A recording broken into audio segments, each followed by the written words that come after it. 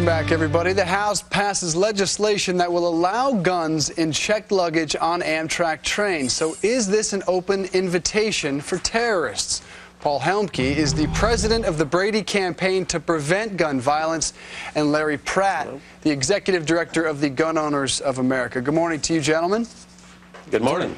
Larry, let me start with you. Members of the House Homeland Security Committee are concerned that this makes us vulnerable to terrorists. You say we should not be so worried. Why not? What makes us vulnerable to terrorists is the stuck-on stupid gun-free zones that have turned into the mass murder zones of our country. Every place we've had a mass murder has been a gun-free zone, including Fort Hood. All this measure talks about is not really even enabling people to defend themselves. It simply says that in a locked bag they can carry their firearm the way they do on an airplane.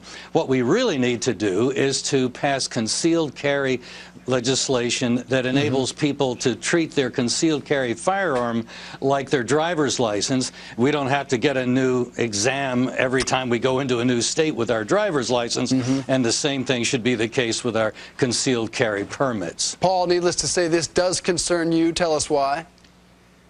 A number of concerns here. After 9/11, Amtrack decided that our train system, our rail system, might well be a terrorist target in this country, and they changed the rules. After terrorists actually struck in train stations in Madrid and then in Mumbai, they made the rules even more serious. They didn't want people to be able to put checked firearms onto our trains. One of the main reasons being is that we really don't have separate baggage compartments that are not available to the passengers like we do in airplanes. We don't really have a place to check these where they're secure like they are for our airports. I think only 30% of the Amtrak stations even have a separate area where you would check or pick up baggage. So this is another opportunity for terrorists. And since 9/11, just as we heard in the previous discussion, we ought to be concerned about doing these things. This bill passed with no hearings. This bill passed with Amtrak opposed and with Homeland Security opposed.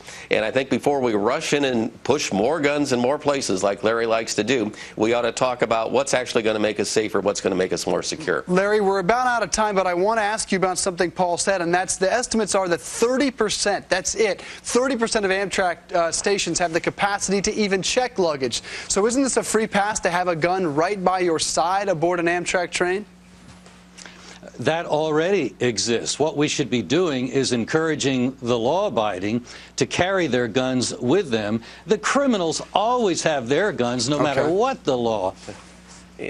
It's when we saw those police officers shot in Washington, that wasn't a gun-free zone. More guns doesn't make us safer. We do need to look at the Homeland Security aspects here. Oh, let's disarm the police, too. Is that your idea, Paul?